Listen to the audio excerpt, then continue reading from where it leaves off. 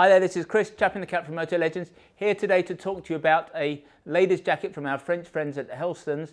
The jacket is called the KS70 and it's a leather jacket.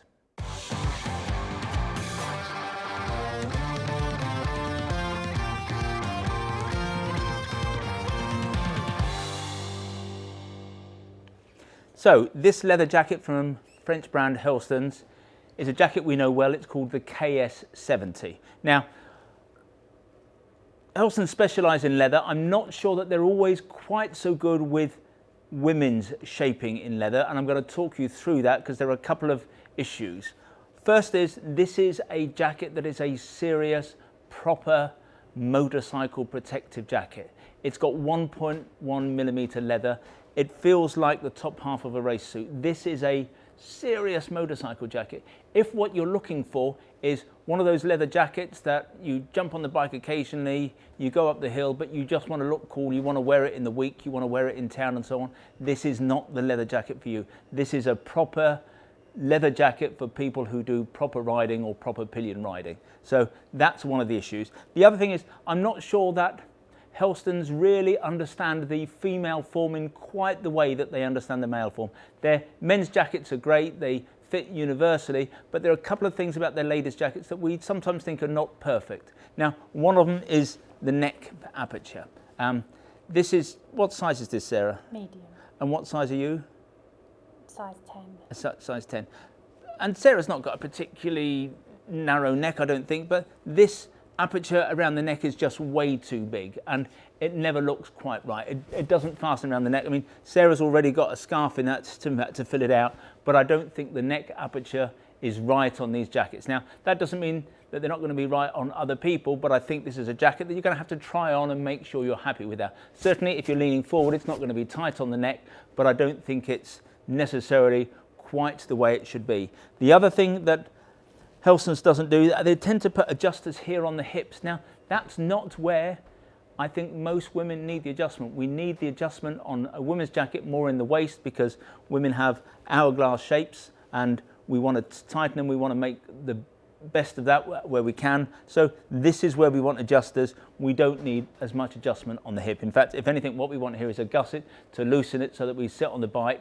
When we sit on the bike, it splays a wee bit. So I think I've got those slight reservations about Helston's and women's gear. The other thing I would say is this is a jacket, because it's heavy leather, you are just going to have to commit to it. It's going to get nicer with wear. It's going to eventually mold around you, because what happens with leather, you wear it, it gets wet, it expands, then it contracts again around your body, it becomes your shape.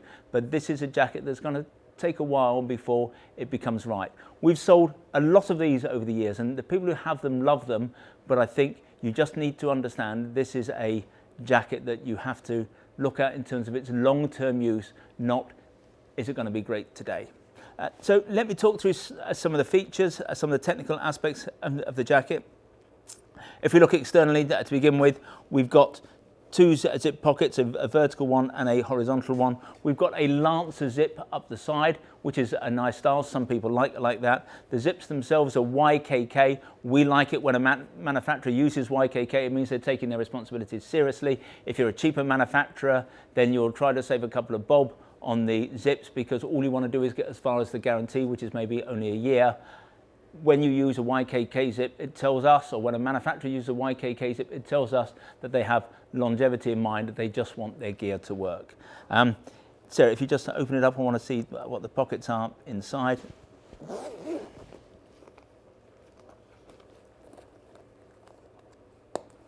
And what we have here is one pocket per either side. So there's a zipped wallet pocket on the inside.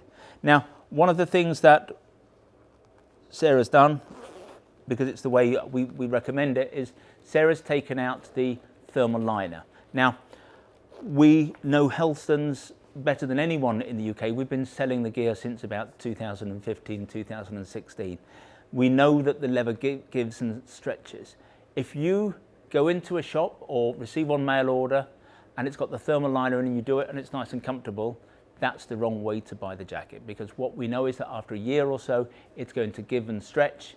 Then when in a year's time you want to take the thermal liner out because it's a warm day, then you're going to have a jacket that's just too big and baggy and stretched, and you won't like wearing it. It won't look great.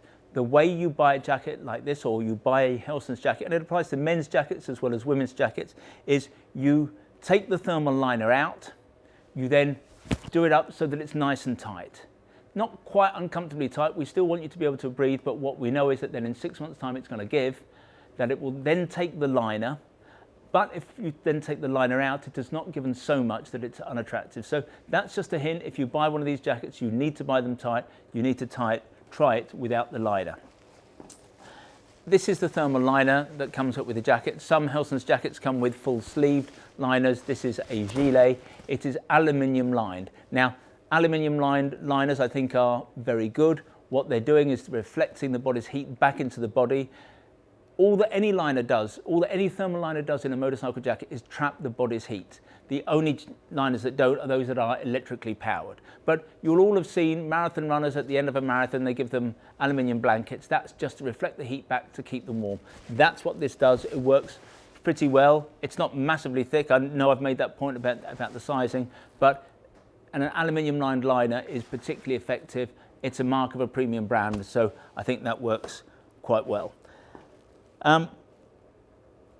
In terms of, there's also a membrane in this jacket, which I'm just going to talk about because it kind of follows on from the thermal. Now, things are different in France to the UK in a number of respects, I suppose. But because of their nicer climate, they can ride further into the season, more towards the winter, in leather than we can here. In the UK, we tend to see leather as something that we wear from maybe April through to September. Then after that, when it starts to get wetter and colder, we transfer to textiles. But in France, particularly in the south of the country, you can ride most of the year in leather because it's nicer weather. And it's not unusual for French bikers to be wearing their leather jackets right into November. What that means is, and what Helson's has done to meet that demand, is they have fitted this jacket with a membrane, as they do most of their leather jackets. But what I have to emphasize is that the membrane is not about waterproofing. It's a waterproof membrane, but a waterproof membrane is also a windproof membrane. So it's in there to stop the air flowing into the jacket. It just keeps you warmer. So that's why it's in there. As a waterproof membrane, pretty useless in truth, because by the time the membrane, if you were thinking that this was a waterproof jacket, by the time that membrane comes to do its job of preventing water reaching the body, the outer jacket would be soaking wet, it would be heavy, you'd be feeling cold and so on. So the membrane is there not for waterproofing but for windproofing. Has a bearing on how you wear the jacket over here. And again, I think it goes back to one of the things that I was saying about Helson's jackets a little bit earlier on. This is not going to be your lightest weight jacket for summer wear, because it's got the membrane. Yes, you will be able to wear this deeper into the season, like in France. So you could easily be wearing this jacket in September, maybe in October. But if you're going to go out on an 80 degree, a 90 degree day, this jacket's not going to be as cool as some, because you've got the membrane. That's going to make it harder for you to sweat, and it's going to stop the cool air coming in, or any air coming in, to cool your body down. So this is not the kind of jacket you buy if you only ever go out on high days, sunny days, warm days. There are better jackets for that purpose than this jacket. In terms of protection, it's leather. It's a 1.1 millimeter leather. It's a really thick leather. It's been treated with oils and waxes to soften it up, so it's a lovely leather, but it's a heavy leather. It's going to be very protective. So if you go down the road in this, then this is about as strong as you're ever going to get. It's actually CE approved. The French have their own system. You may have heard us talk about EN 17092. It's the latest CE regulation, but the French were impatient for that set of rules to come in, so they created their own rules, and they still have a dispensation to use those rules. This jacket is approved, therefore, not under 17092, but under 13595. The problem is that doesn't give us a rating, so we don't know whether this is an A rating, a double A rating, or a triple A rating, because they don't need to go through that particular set of hurdles. But what I think one can say fairly confidently is that this is going to be this would be at least an AA rated jacket if they went for that classification. Might even reach AAA, but that depends on the way that the certain panels are cut, because you've got to do certain things on a Triple H jacket to make sure that certain areas are protected. But by and large, given that this is still a fairly casual jacket, it's not a race jacket, then I think you're going to get all the protection that you would expect from this particular model. You've also got here On the shoulders and the elbows, you've got extra layers of leather. Now that's partly an aesthetics thing, and it is a nice look, but that is going to be on top of the main leather. So if you did go down the road, you do have an extra layer of leather there for abrasion resistance. All Helston's jackets come with shoulder armour, elbow armour, and a back protector. It's one of the reasons why when you first put on a Helston's jacket, and maybe I should forewarn you about this now, it always feels heavy. You've got the thermal liner, you've got the membrane. Not only have you got shoulder and elbow armour, which you get in all jackets, but you've got a back protector as well. That's why this is such a good jacket, but why it feels a little bit heavier than most jackets that you might try on. So again, you just need to be forewarned of that. If you're expecting to put on something that's lovely and light and silky and I can go for a walk in it, this isn't the jacket. In terms of the armour, we spend a lot of time these days talking about how you can upgrade the armour in many brands to a D3O, to a softer armour, and that's particularly with the new Ghost armour, which is beer mat thin. You put it in your shoulders and elbows. Once it's in, you don't know it's there. I don't think there's a case for that with Helston's, because the armour they use, whilst it's not D3O, is super soft. In fact, if anything, I think it's even softer than D3O. So this is the back protector. That's going to get even softer with heat. It meets the CE standard. You've got the same stuff in the elbows and the shoulders. It's a fantastic armour, so there's no case for upgrading it. So that's the KS70. Sarah, I don't think I've missed out any other details.